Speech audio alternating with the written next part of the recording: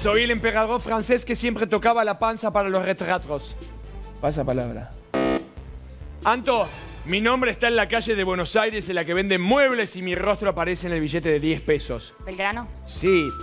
Fui el primero en la primera junta de 1810 y aunque me nombran en un cantito de cancha, no tengo nada que ver con los actuales tirapiedras de Platense. ¿Saavedra? Muy bien. Fui un vicepresidente de los Estados Unidos con un reconocimiento mundial, aunque en Argentina creen que soy el padre del Livón. Kennedy. Sí. Muy bien. Paré un huevo en España, crucé el charco y le puse mi nombre a un club de Santa Fe. Colón. Soy el indio pacifista que aquí en la historia de mi novia llamaron no violento. Gandhi. Muy bien. Soy un compositor sordo, pero no soy Enrique Iglesias. Beethoven. Oh, soy el músico con una novia japonesa que nunca se perdía un ensayo de mi banda. Lennon. Soy un revolucionario argentino que hubiera ganado mucho dinero si ponía una fábrica de remeras con mi rostro. Guevara. Soy el emperador francés que siempre... Bonaparte. Ahí está. ¡Sí! Lo hizo todo. Muy bien Esto- interpretado. Esto Muy bien fue en el gracias. cuerpo.